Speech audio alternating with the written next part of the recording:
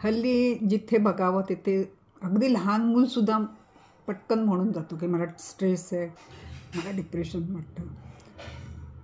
मी विचार करत होते 2-4 दिवस ह्याच गोष्टीवर की पूर्वीच्या बायकांना खरंच, म्हणजे पूर्वीच्या बायकांनाच नाही, मी बायस होईन असं फक्त बायकांना म्हटलं तर, पूर्वीच्या काळातल्या लोकांना किती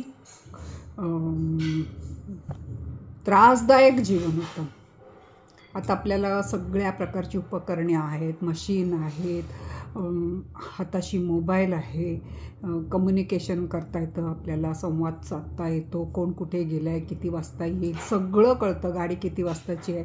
तेव्हा काही नव्हतं. म्हणजे मी माझ्याही आधीची पिढी, म्हणजे माझ्या आई आजी वगैरेंचा विचार करते, आणि घरात कमवणारा एक, खाणारी 10 तोंडं.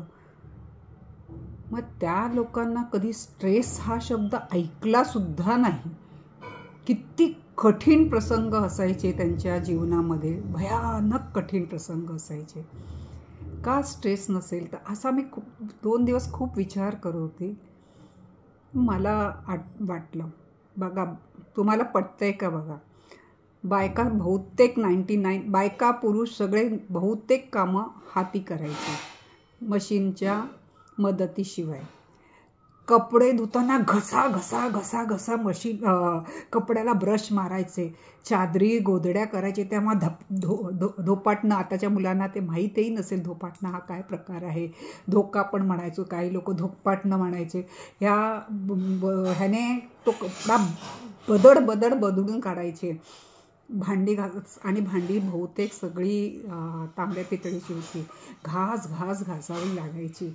हे भाजी, एवढ्या लोकांची भाजी करताना खसखस पटापट चिरणं, वाटणं, की हे सगळं करताना जो काय राग असेल तो तिथे स्ट्रेस बस्टर नसेल का होत, ऑटोमॅटिक होत असेल ना. पुरुषांच्या बाबतीत पण तसंच. बहुतेक कामं मॅन्युअली होते, हाताने करण्याची होती. ते काम करताना त्यांना ते पण तसंच करत असतील ना. जे काय कामं, ज्या काही कामाला ते चालत जाणं, किती चाललं असायचं तेव्हा. उठसूट गाड्या, उठसूट बाईक हा प्रकारच नव्हता. दिवसाला तास चालायची ती लोकं.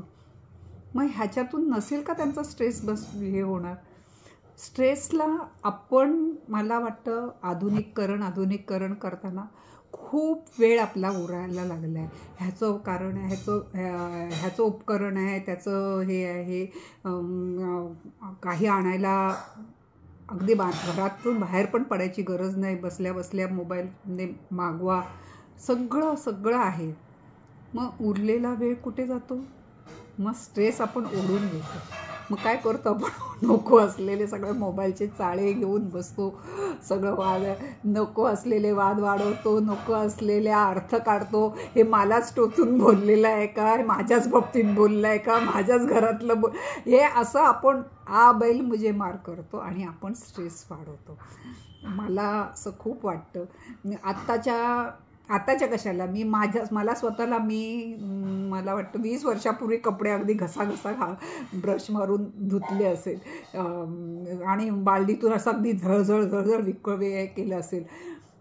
या 20 वर्षामध्ये मलाही आठवत नाही की मी कधी कपड्यांना ब्रश मारला किंवा कपडे पाण्यातून अगदी एकदम मस्तपैकी झळझळावून काढले, पिळले, काहीच केलं नाही.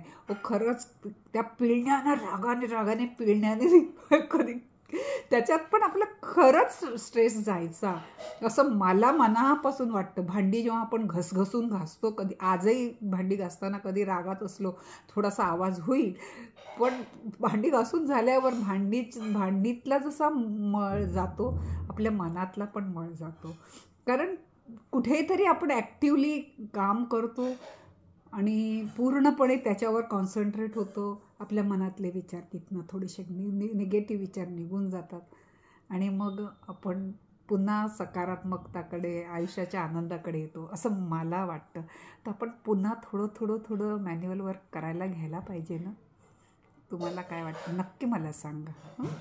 तुम्ही माझं ऐकून घेता याबद्दल मी तुमची खूप आभारी आहे.